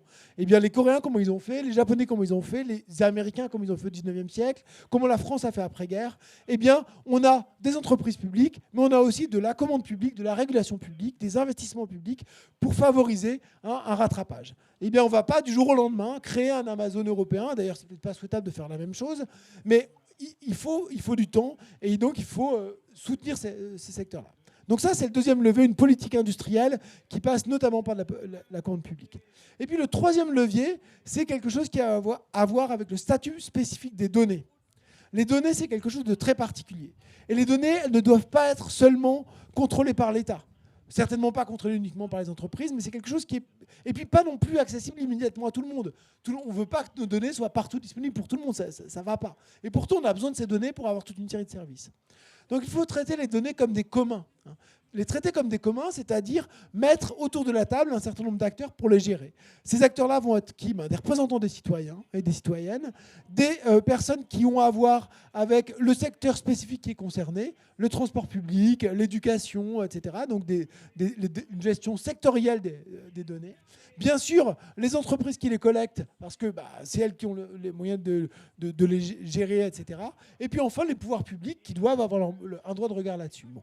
Et gérer ces données-là comme des communs, c'est-à-dire définir qui a droit d'avoir accès à ces données, à quelles conditions, pour quelle durée, avec quelles obligations qui correspondent à ce droit d'accès. Un des exemples qui, moi, m'a beaucoup choqué, c'était le fait qui était visible pour tout le monde pendant la pandémie, c'était Google qui avait accès à toutes les données de mobilité, qui les a rendues publiques. Et moi, j'ai été regarder ces données, je ne les connaissais pas avant, je trouvais ça passionnant. Je me suis dit, ça alors, on peut voir heure par heure comment se déplace la population à un niveau relativement micro, et on peut autour de ça avoir des stratégies commerciales, bien sûr, mais avoir des stratégies politiques de santé publique, mais pourquoi pas des stratégies politiques, tout simplement, de militantes, de mobilisation. C'est des trucs très utiles. Bon, Google a donné accès à ces données-là pendant 2 ans, 2020-2022, autour du pic du Covid. Automne 2022, il a dit bye-bye, il les a remis de manière privée.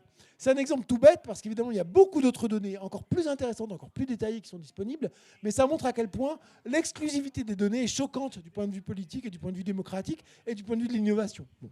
Et ça, c'est une politique de souveraineté, mais qui a à voir pas au contrôle direct de la souveraineté politique classique. C'est l'idée d'une souveraineté populaire au sens plus large, celle des communs en fonction des choses que l'on peut construire ensemble sur la base de choses qui ne doivent pas être immédiatement accessibles et qui pourtant doivent nous appartenir à toutes et tous, mais avec des médiations, si vous voulez. Très bien, merci beaucoup. Et effectivement, les périls sont grands aujourd'hui puisque cette dynamique de subordination, elle est plutôt en voie d'exacerbation et d'accélération.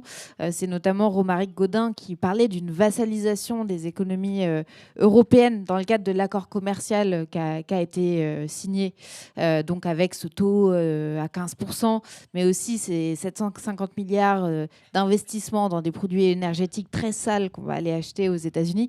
Mais effectivement, il y a la facette numérique de cette vassalisation qui préexistait, qui prend des formes nouvelles, mais qui, en l'état actuel des rapports des forces et des rapports politiques, est plutôt en voie d'approfondissement que d'une issue où on arriverait à récupérer une souveraineté populaire, comme tu le dis toi-même, sur la sphère du numérique. Bon, aux amphis, on veut des analyses, mais surtout, on veut savoir ensuite comment se projeter dans l'alternative et comment faire, nous, en tant que militants, qui nous nourrissons d'une réflexion, qui voulons aussi entrer en action avec un cadre théorique. Dans l'ensemble de tes prises de position et dans le livre, tu proposes la voie que tu désignes comme étroite du cyber-écosocialisme. Et derrière ça se posent des questions stratégiques assez majeures et assez anciennes, qui existent d'ailleurs dans Marx aussi. Est-ce que les technologies qui ont été développées par le capitalisme, dans le capitalisme, qui ont été utilisés par le capitalisme, il faut, dans une optique révolutionnaire, s'en débarrasser, ou est-ce qu'on peut les utiliser et les retourner contre leur objectif initial et en faire des éléments qu'on s'approprie en commun et dont on fait des outils au service de l'intérêt général. Et la question se pose pour les outils numériques, pour l'usage des données, pour les algorithmes, pour l'ensemble des structures et infrastructures du numérique.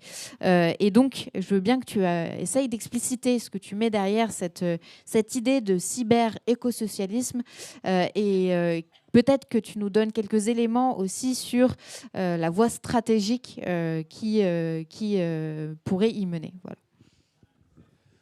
Alors, ça nous ramène au départ de cette discussion, hein, les rapports entre technologie et écologie, entre numérique et écologie. Il y a, dans les travaux sur le socialisme de ces dernières décennies, un courant qui s'est développé et qui parle de cybersocialisme. Et l'idée cybersocialiste reprend un débat classique, effectivement, entre les économiques des années 20 et 30, qui était une forme de réponse aux libéraux, qui, eux, disaient « vous ne pourrez jamais planifier, vous ne pourrez jamais organiser l'économie rationnellement parce que l'économie doit être dispersée ». Et les planificateurs, dans les années 20, une branche d'entre eux, en tous les cas, a dit « si on peut réaliser une organisation rationnelle de l'économie mieux que le marché, en centralisant toutes les informations et en prenant de cette manière-là des décisions parfaitement rationnelles ». Et donc ce courant cybersocialiste s'est développé plus récemment, et il nous dit « ok, au milieu du XXe siècle, il y avait un peu des problèmes de calcul. On pouvait concevoir cette idée de gérer rationnellement toute l'économie, mais c'était quand même difficile d'avoir toutes les informations, c'était quand même difficile de faire tous les calculs. On n'avait pas d'ordinateur assez puissant, on n'avait pas de capteur assez souvent. Et finalement, au fond, une des raisons de l'échec de la planification soviétique, c'était un problème d'information parce qu'il n'y avait pas assez d'ordinateurs et que le numérique n'était pas assez puissant. Et donc ces gens-là, ils disent, et d'ailleurs Jack Ma, qui est le PDG d'Alibaba, a dit cette chose-là, il a dit « je pense qu'on va passer à une économie planifiée intégralement ». Maintenant, pourquoi ? Parce qu'on a des algorithmes assez puissants pour se passer du marché et finalement rendre la connaissance que donnent les marchés objective dans les algorithmes, ce qu'on ne pouvait pas faire avant. Et donc ces gens-là disent oui, c'est vrai. D'ailleurs, on a un algorithme qui s'appelle l'algorithme Harmony. Hein. C'est Cockshott et Cottrell, pour ceux qui sont intéressés à la technique de ce débat.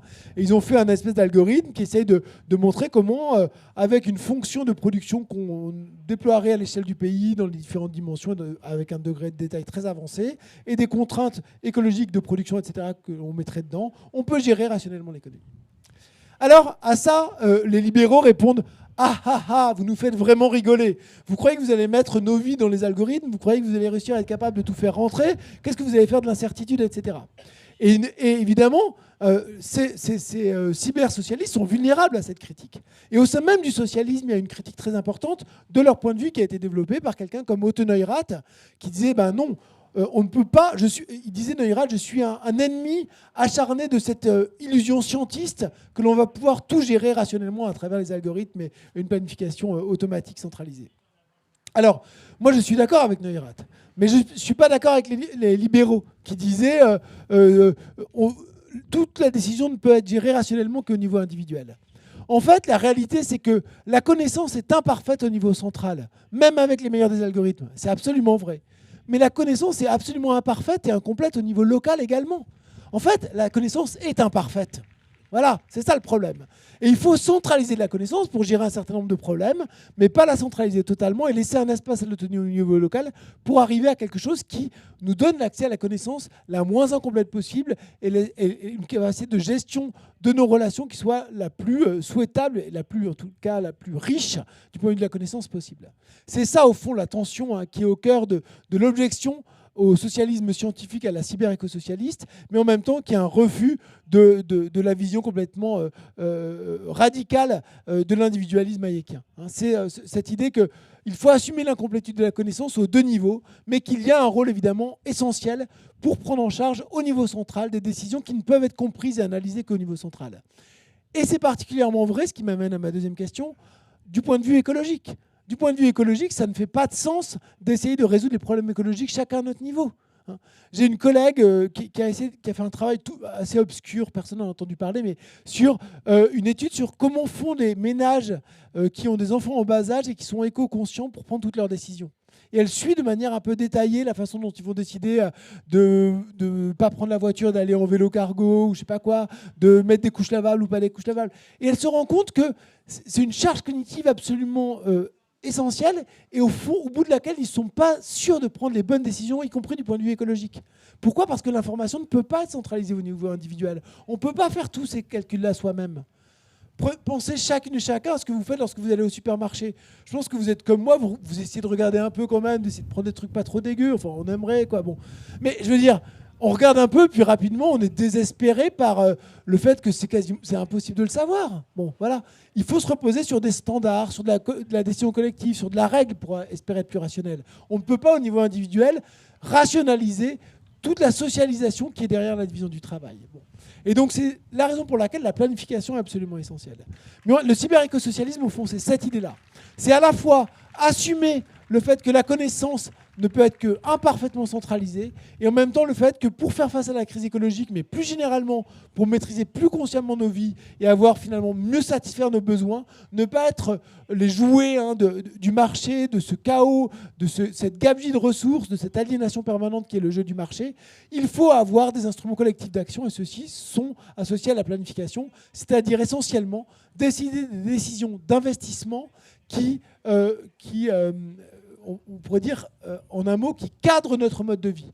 C'est ça la planification. La planification, c'est contrôler démocratiquement les décisions d'investissement qui définissent le style de vie collective qu'on va avoir, le genre de mode de vie qu'on va avoir. C'est ça. C'est pas décider sur tous les points de notre consommation individuelle. C'est pas contrôler chacun des arbres et chacun des ressources de façon optimale. Mais c'est piloter le genre de mode de vie que l'on va avoir collectivement. Merci. Et je pense qu'on pourrait passer encore 1 heure à creuser ce sujet de la planification écologique et de son articulation avec les outils du numérique. Mais comme on approche de l'heure et que je vous ai dit qu'on passerait une bonne demi-heure à aussi échanger plus directement avec vous et à prendre vos questions, je vais juste me permettre une dernière question à laquelle j'aimerais que tu répondes, puisque de plus en plus, lorsqu'on parle du développement du numérique, c'est autour des enjeux de l'intelligence artificielle, qui posent des enjeux anthropologiques, sociologiques, économiques, techniques immenses, de telle sorte qu'on a choisi de créer un groupe de travail au sein de l'Institut de la Boétie pluridisciplinaire qui porte sur cette question-là. Et tu écris notamment ça sur l'intelligence artificielle. Il n'y a pas d'intelligence artificielle, mais une intelligence collective, accumulée, centralisée et restituer les données, c'est du social. Et je pense que c'est un très bon point de départ pour commencer à discuter des implications et des responsabilités politiques qui sont derrière l'intelligence artificielle, pour ne céder ni à une technobéatitude de ceux qui comptent sur l'intelligence artificielle pour résoudre tous les soucis et qui veulent l'implanter dans tous les domaines de notre vie sociale. Donc éviter cet écueil-là, mais aussi éviter de juste ne pas réfléchir politiquement à ce qu'est cet outil, l'intelligence artificielle, et à le rejeter en bloc sans regarder un petit peu sous le capot et à ce à quoi ça correspond en tant que fait social, fait technique et fait politique. Donc peut-être deux mots sur ta vision de ce sujet-là. Oui, rapidement quelque chose. La première chose, c'est qu'effectivement, le numérique en général et l'intelligence artificielle en particulier, c'est du social. Ça veut dire quoi ? Ça veut dire que c'est du social de la même manière que le langage, c'est du social. C'est du social de la même manière que la monnaie, c'est du social. C'est des choses qui n'ont aucun sens au niveau individuel, qui ne prennent sens que dans le transindividuel, que dans la relation. Lordon, il parle de l'État de cette façon-là. Il dit que c'est une transcendance immanente. C'est-à-dire que ça nous tombe dessus. C'est impossible de dire d'où ça vient, ça nous dépasse absolument, c'est bien plus grand que nous, mais en même temps, ça vient de nulle part d'autre que de nous autres, de nous tous. Ça vient de nous-mêmes. Donc cette transcendance immanente, c'est quelque chose d'essentiel pour refuser la privatisation qui en est faite. Et politiquement, insister que c'est du social de la même manière que le langage ou la monnaie, c'est la manière de dire que c'est quelque chose qui doit être contrôlé collectivement. Et je pense que là, il y a une bataille politique extrêmement importante à mener. Ensuite, sur les enjeux plus spécifiques de l'intelligence artificielle. Je ne suis pas un spécialiste du sujet, je suis évidemment les débats de près, à la fois comme toutes les personnes qui sont intéressées à ces choses-là, mais aussi dans mon travail, dans la recherche, ça questionne beaucoup de choses. Bon, voilà. Moi, je dirais trois choses. La première chose, c'est que c'est d'abord et avant tout de l'automatisation. C'est de l'automatisation comme bien d'autres choses ont été automatisées par le passé. C'est des tâches qui peuvent être identifiées et auxquelles qu'on est capable de réaliser avec beaucoup plus de puissance et beaucoup moins de travail. Bon. Et donc ça pose des enjeux classiques qui sont ceux de l'automatisation, c'est-à-dire quels jobs vont être remplacés, qui contrôle le processus, quelque chose qui est fait auparavant par un artisan puis qui va être fait à l'échelle d'une chaîne. On voit bien que ce n'est pas le même contrôle qu'il y a, donc il y a une dimension politique. C'est de la même chose du point de vue de l'intelligence artificielle. Donc automatisation avec des enjeux d'emploi, de rémunération, de contrôle. Bon, ça c'est la première chose. La deuxième chose, c'est quelque chose peut-être de plus philosophique et important, c'est de ne pas se laisser leurrer sur ce qu'est l'intelligence artificielle. L'intelligence artificielle n'est jamais rien d'autre que de ce qui est cliché au niveau de l'espace où on interroge l'intelligence artificielle. Alors, ça nous sort, si vous voulez, c'est médiocre. Ça nous sort une moyenne. Ça sort ce qui est le plus probable. Le plus probable, c'est une moyenne.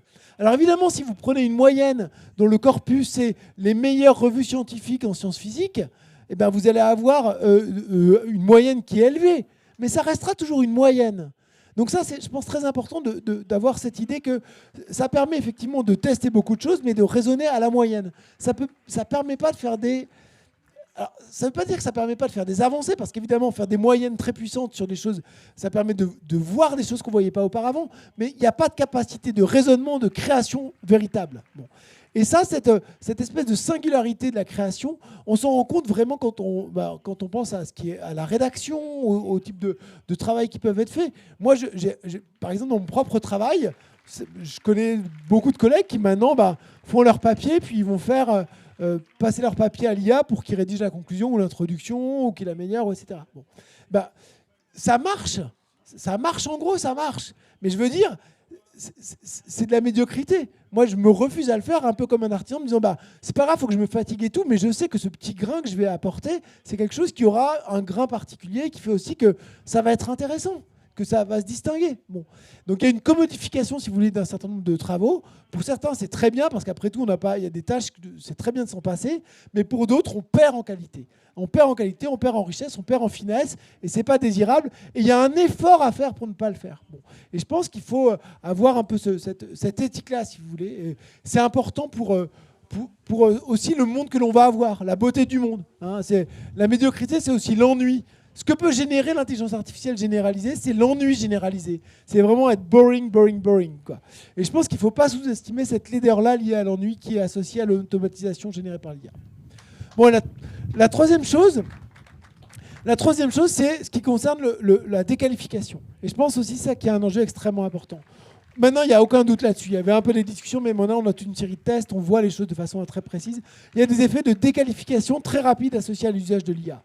Donc il faut savoir que si on gagne du temps et on peut gagner, surmonter une difficulté lorsqu'on mobilise l'IA, à moyen terme, on perd des capacités très rapidement. Bon. Et des capacités de synthèse, des capacités d'esprit critique. Bon.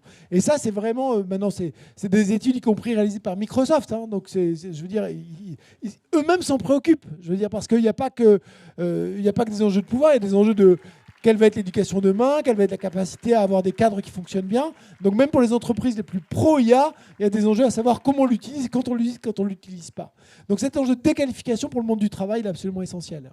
Et donc préserver des espaces, en tous les cas, hors IA, ou des moments hors IA, ou des tâches hors IA, est aussi important que d'apprendre à utiliser l'IA dans un certain contexte. C'est pas juste apprendre à l'utiliser, et l'utiliser bien ou mal, c'est apprendre à ne pas l'utiliser qui va être déterminant.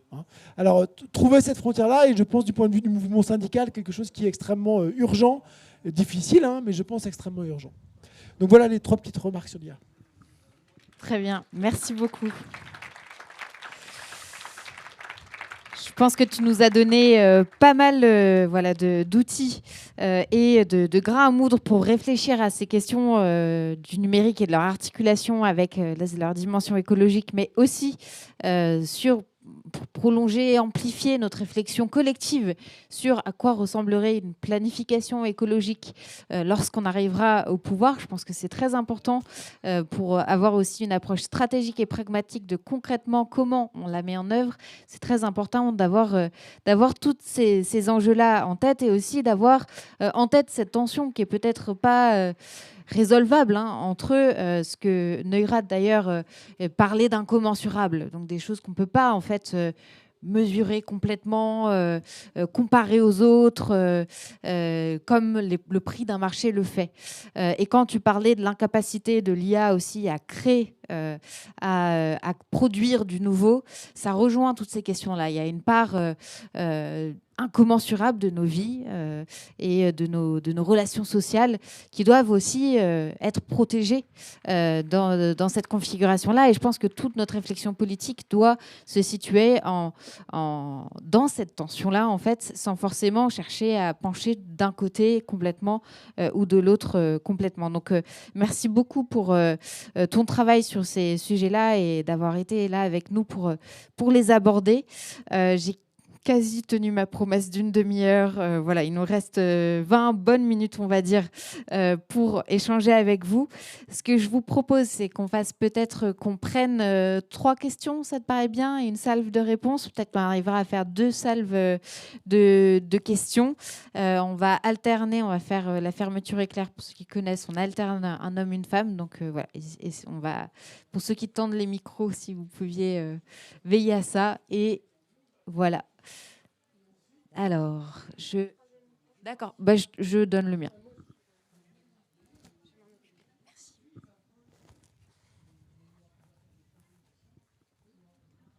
Bonjour, je peux parler moi tout de suite.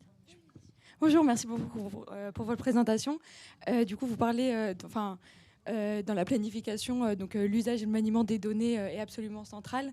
Mais moi, une question que je me pose beaucoup, c'est en sociologie notamment, on voit que le maniement des données et la production des indicateurs est souvent assez, avec pas mal de biais, par exemple, sociaux. Donc il peut y avoir pas mal de réductionnisme, par exemple, pour les crises environnementales, réduire à une comptabilité en CO2, par exemple. Et donc ça peut mener à souvent, enfin avec le gros mot de technocratisme, gouvernement par l'expertise, tout ça. Est-ce que vous pensez que c'est vraiment aussi donc parfois dépolitisation, donc de réduire les questions environnementales, les débats politiques environnementaux à des gouvernements par les indicateurs? Est-ce que vous pensez que c'est moi j'ai l'impression pour l'instant, je suis arrivée dans cette conférence en me disant que c'était vraiment un écueil central. Est-ce que vous pensez qu'on peut le contourner avec une approche plus réflexive des indicateurs ou des dispositifs plus démocratiques? Parce que voilà, qu'est-ce que vous pensez de ce sujet? Merci beaucoup.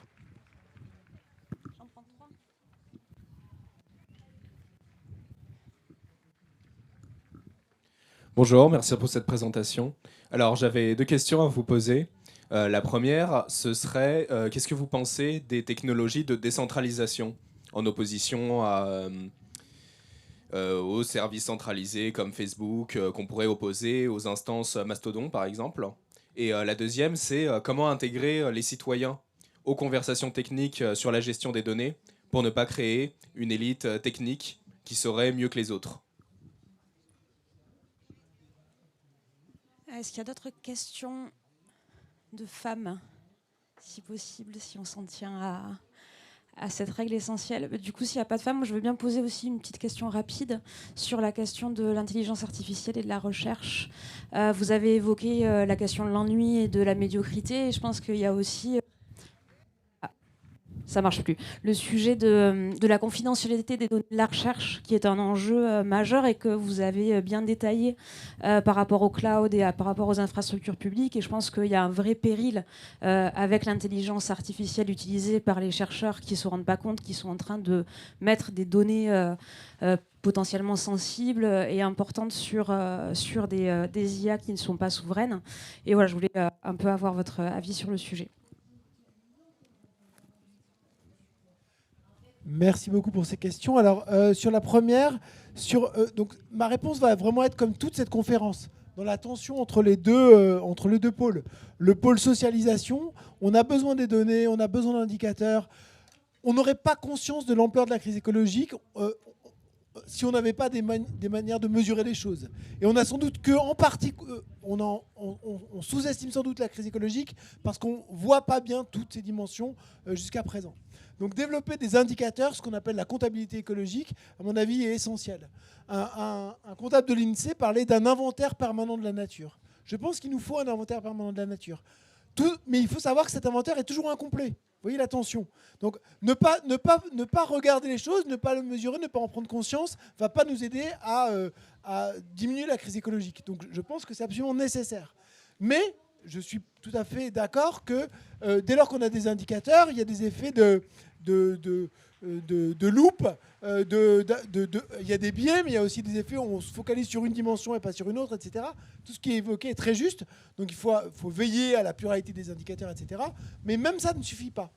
Et c'est pour ça qu'il y a une deuxième dimension à laquelle moi je suis aussi assez attaché. Et c'est un argument qui a été développé par exemple par des collègues qui ont travaillé sur le... Je ne sais pas si ça a été traduit en français, c'est le socialisme de la demi-terre. Alpha socialism. Mais c'est l'idée de réensauvagement. C'est-à-dire qu'en gros, il faut qu'il y ait des zones qui soient des zones sauvages. Ça veut dire que simplement on ne comprend pas, mais on sait qu'on ne comprend pas tout, et donc du coup, on mesure peut-être, on regarde peut-être ce qui se passe, mais on n'intervient pas parce qu'on peut se dire qu'il y a peut-être des choses qu'on ne mesure pas qui sont importantes, qui sont en train de se passer. Et donc, assumer cette double volonté de savoir autant qu'on peut, tout en agissant, en sachant qu'on ne connaîtra pas tout. Je pense que c'est ça la manière de tenir la question des indicateurs. Alors, sur la question de la décentralisation des dispositifs informatiques, je suis assez... franchement, je ne suis pas assez compétent, je ne connais pas très bien ces dispositifs-là. J'ai l'impression qu'en tous les cas, la tendance du point de vue du contrôle des mécanismes numériques va bien dans une dynamique de centralisation parce qu'il y a des avantages importants à la centralisation. Et en particulier, pour générer des services numériques qui soient pertinents, il est important d'avoir beaucoup de données, de mettre en lien ces différentes données, et donc finalement de passer par un moment centralisateur. Donc est-ce que la décentralisation peut vraiment être une alternative dans tous les domaines ? Je ne pense pas. Ça ne veut pas dire qu'on ne peut pas développer la décentralisation là où c'est souhaitable, mais je pense qu'il y a quand même une tendance, qui d'ailleurs va de pair avec cette logique de socialisation, qui est de mise en commun, et à un moment donné, il y a un regard global qui a lieu. C'est aussi une des raisons pour lesquelles je suis assez opposé à l'approche qui est celle de la régulation européenne en matière numérique. À mon avis, il y a des échecs du numérique européen. Ce n'est pas seulement de ne pas être assez méchant ou assez dur vis-à-vis des big tech, ça on peut le dire, mais c'est aussi de ne pas avoir les bonnes lentilles. Ils n'ont pas les bonnes lentilles lorsqu'ils nous disent que, par exemple, il faut qu'on ait notre souveraineté sur les données. Et du coup, on passe tous nos journées à cliquer sur oui, je consens, non, je consens pas, des trucs, franchement, c'est impossible de régler le problème. Ça n'a absolument aucun sens. Mais pourquoi ils ont mis en place ce dispositif-là ? Parce qu'ils font l'hypothèse qu'individuellement, on peut tous et toutes faire des choix rationnels sur l'ensemble de l'utilisation de nos données. C'est stupide, c'est pas possible. De la même manière, une autre dimension, c'est leur idée qu'il faudrait augmenter la concurrence dans le domaine du numérique. Ils mettent beaucoup l'accent là-dessus. Alors, je ne dis pas qu'on ne peut pas avoir plus de concurrence dans un certain nombre de domaines et que ça peut être souhaitable et favoriser l'innovation. Et je ne dis pas que ce n'est pas mal lorsque Facebook rachète tous ses concurrents juste pour contrôler. Mais franchement, dans un grand nombre de domaines, on n'a pas intérêt à avoir de la concurrence. On a intérêt à avoir davantage de mise en commun. C'est une logique de service public qui devrait être en place. Et du coup, ça, c'est quelque chose que ne promeut pas du tout la Commission européenne. Et l'argument épistémique, il est de dire qu'il y a quand même des avantages à la centralisation. Autrement dit, par exemple, un Google centralisé avec tous les services qu'il a, évidemment quelque chose de très terrifiant, on a raison d'en avoir peur, mais un Google qui est coupé en morceaux et où on a de la marchandisation et de la publicité augmentée à chacun des niveaux pour pouvoir avoir des revenus suffisants pour que ces entreprises continuent à survivre, et en même temps où on a un service qui est de moindre qualité parce qu'il n'y a pas les échanges d'informations nécessaires, je ne suis pas sûr que ça soit préférable. Donc voilà, sur la centralisation, voilà un peu mon intuition. Ensuite, je sais que les gens qui travaillent spécifiquement sur le numérique peuvent démontrer que typiquement dans les réseaux sociaux, on peut avoir des alternatives, et je n'ai pas de choses pertinentes à dire là-dessus. Troisième question sur l'IA et la confidentialité. En fait, c'est plutôt une remarque que vous avez faite, et une remarque qui est très juste. Je n'ai pas à dire grand-chose, ça fait partie de mon inquiétude générale vis-à-vis de l'IA, le fait qu'on lui fait confiance a priori. On lui fait confiance a priori, c'est-à-dire qu'on lui dit des choses qu'on ne devrait pas lui dire, et on lui fait confiance a priori, ça veut dire qu'on raisonne à partir de ce qu'elle a dit. même si on va critiquer, on prend comme point de départ ce qu'elle va dire, et c'est quelque chose qui évidemment nous guide beaucoup. Et il y a une forme on est très facilement manipulé par celle-ci parce on a des biais cognitifs qui font que dès lors que ce qui est dit, ou dès lors que la question est posée de cette façon-là, on a envie d'engager, on est social individuellement avec une machine, et ce rapport social à la machine que l'on a est quelque chose qui est effectivement extrêmement dangereux, comme vous le pointiez notamment sur les questions de confidentialité. Très bien. Est-ce qu'on fait une seconde salve de 3 questions? On peut prendre 4 si ça aide. Oui, on peut prendre 4.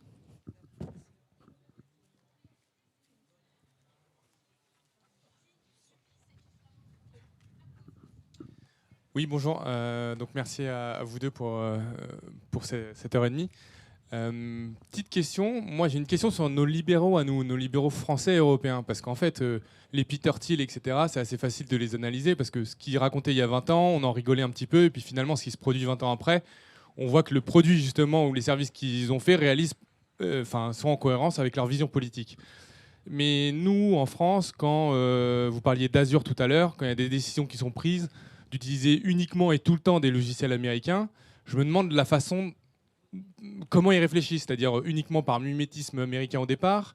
Est-ce que c'est juste une question de prix ou parce que les Américains disent que c'est gratuit les 5 premières années et puis après ils nous en mettent plein la tronche? Voilà, quelle est leur vision un peu économique? Parce que voilà, à l'Assemblée, comment ça se passe? Tu parlais tout à l'heure des data centers. Pour pouvoir aussi étudier quels sont les leviers de discussion avec eux, voir les points sur lesquels on peut s'entendre. Voilà, c'est un peu la discussion comme ça. Je me dis, bon, comment, même au niveau de l'échelle européenne, comment ils arrivent à réfléchir et quels sont leurs points d'intérêt? Et l'exemple de Total est aussi pertinent parce qu'en fait, Total, je pense qu'ils ne se posaient pas ces questions, encore une fois, il y a 10 ou 15 ans, et maintenant, ils peuvent être accrochés par d'autres sujets.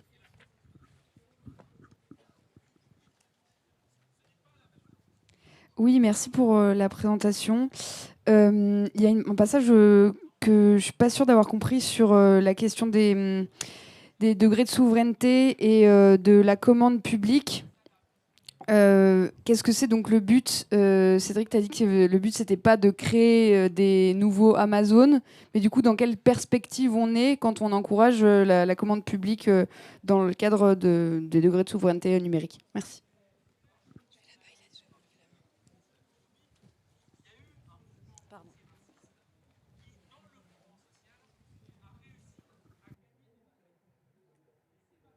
Pour ça,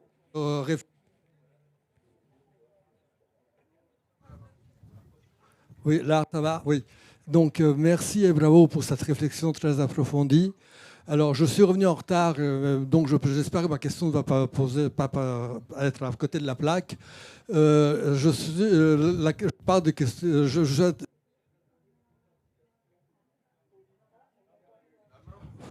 Voilà, là, ça va sur les implications politiques de cette analyse. À savoir que si on part du constat que ces avancées technologiques, c'est une pression énorme sur la nature, et il faut quand même combattre tout ce qu'il y a derrière, quoi. Comment est-ce qu'on fait pour y faire face? Je n'arrive pas à trouver exactement ma question, mais est-ce qu'on peut continuer, qu'on peut aller toujours de l'avant, tout en sachant qu'il faut qu'on fasse front face au capital? Je ne sais pas si vous comprenez bien, mais je vous en avais parlé, j'ai bien vu, c'est très bien, mais je trouve que dans notre discours, dans l'intervention que l'on a vis-à-vis des gens, il faut quand même qu'on puisse alerter sur ce point fondamental, parce que ça, c'est notre survie qui est en jeu quand même. Voilà, je ne sais pas si je me suis bien expliqué. Une quatrième question?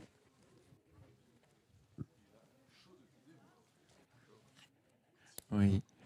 Je voudrais que vous nous donniez 2 mesures concrètes qu'on pourrait mettre en place sans forcément l'accompagnement de l'Europe en France, donc si on est au pouvoir, donc en termes de régulation. Et une autre mesure de cyber-écosocialisme également qu'on pourrait mettre en place sans attendre l'Europe.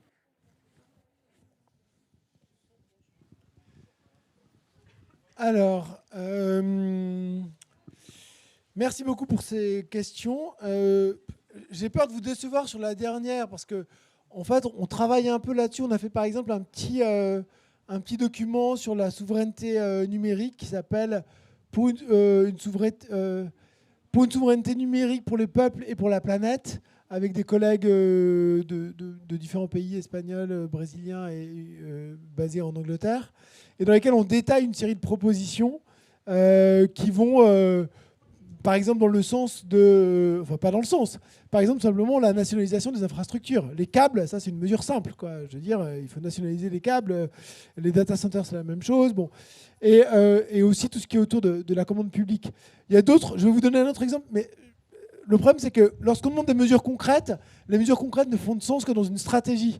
Et donc, si je vous donne des mesures concrètes de façon décousue comme ça n'a pas beaucoup de sens. Et je ne vais pas élaborer une stratégie maintenant. Donc, je vous donne des mesures concrètes. On est bien d'accord sur le fait que ça ne fait pas de sens comme ça. Donc, je vais vous donner un deuxième exemple, mais qui je trouve est quand même intéressant. C'est l'idée d'avoir des espaces hors numérique. Des espaces dans les villes, par exemple, où on serait hors connexion. Des places, des bouts de parc, des endroits où il n'y a pas de connexion Internet, on ne peut pas y avoir accès. Évidemment, ça ne veut pas dire que la ville est déconnectée, je ne sais pas quoi, mais simplement qu'on réouvre des espaces à l'interaction sociale qui soient découpés de ça. Pourquoi ? Parce qu'il y a justement des enjeux de type de conversation qu'on a, de type de sociabilité qu'on peut avoir, de savoir-faire qu'on perd ou qu'on a. Bon, un espace où il n'y a plus Google Maps, c'est intéressant. Ben voilà, peut-être que ça peut exister. Donc voilà, c'est ce genre de choses, je pense que c'est aussi d'ordre de l'expérimentation, mais qui permet d'avoir des trucs concrets. Bon, il faudrait avoir une discussion beaucoup plus précise, mais voilà 2 exemples. Alors, sur les autres questions qui ont été posées. Alors, la première, c'est sur nos libéraux.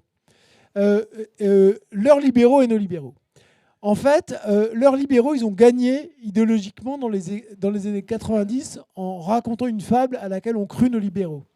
Leurs libéraux, ils ont dit il faut penser le cyberspace comme un espace pour des pionniers, comme une nouvelle terre à conquérir. Et donc les premiers arrivés ont tous les droits. Et il faut absolument leur laisser tous les droits. Pourquoi ? Parce que, les régulateurs ne comprennent rien. Donc en fait, ils vont freiner le développement, ils vont freiner l'innovation, on va rester arrière à cause de ça.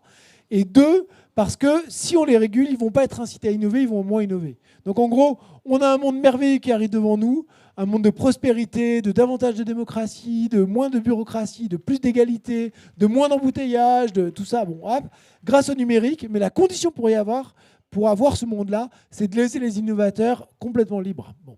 Et d'ailleurs, comment on va faire ? Eh bien, on va faire du néolibéralisme classique, mais en plus, on va baisser massivement les impôts pour jouer beaucoup sur cette question des incitations, et on va augmenter les droits de propriété intellectuelle pour promouvoir les rentes des innovateurs à travers les brevets. Bon.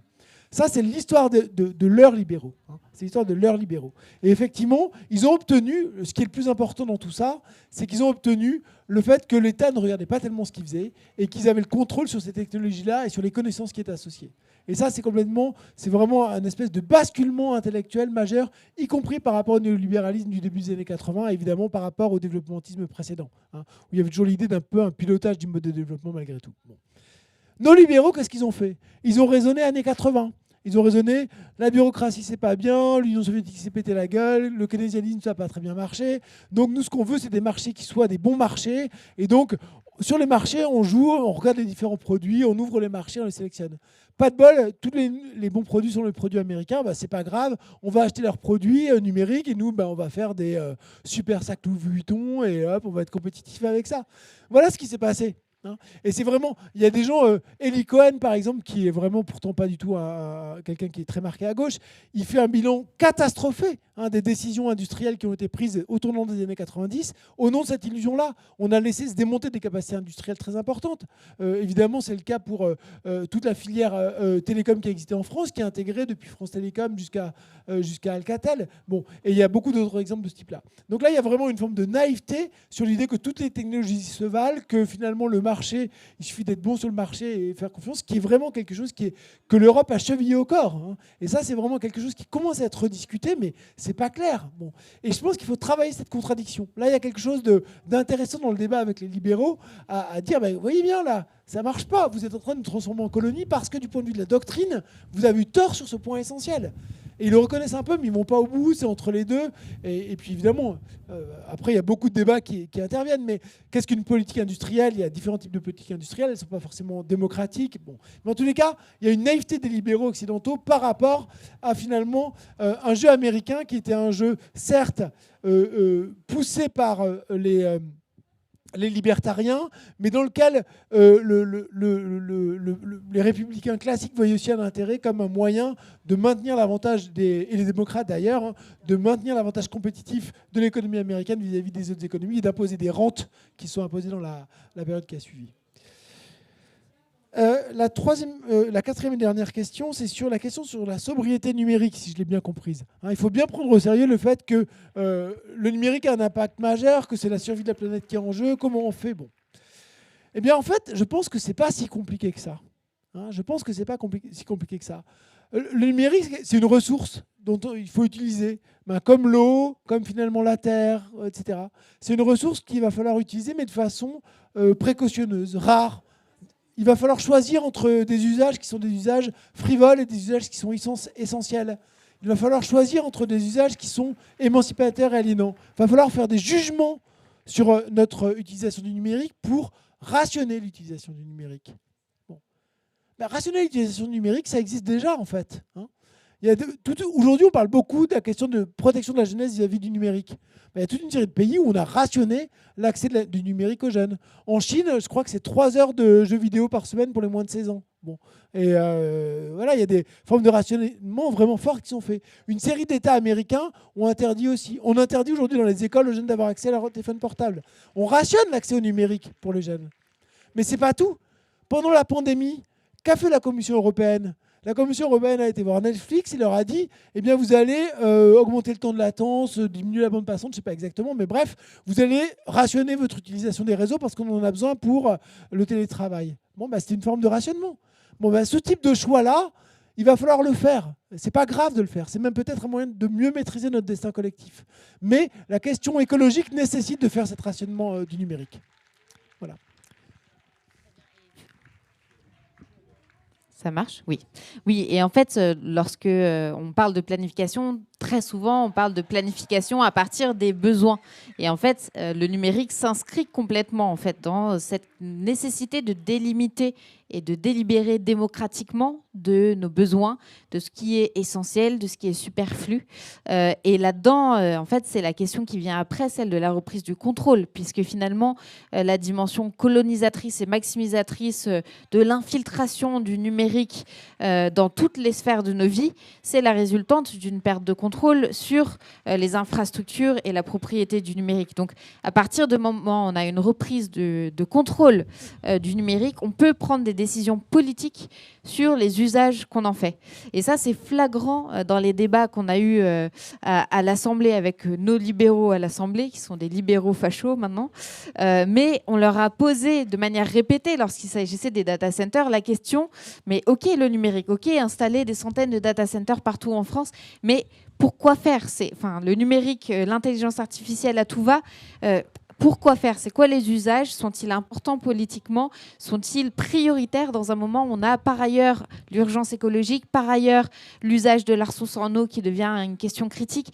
Donc la mise en balance de l'usage du numérique parmi les autres usages de notre énergie, c'est des questions qu'on peut poser sérieusement, politiquement et démocratiquement qu'à partir du moment où on a cette reprise de contrôle. Donc toutes les questions qu'on a délimitées aujourd'hui, je pense, sont très importantes pour nourrir notre réflexion sur la planification et sur les questions démocratiques.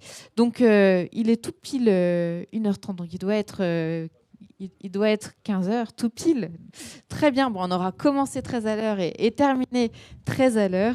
Voilà, en tout cas, je vous remercie pour vos questions qui nous ont permis d'approfondir plein de choses passionnantes.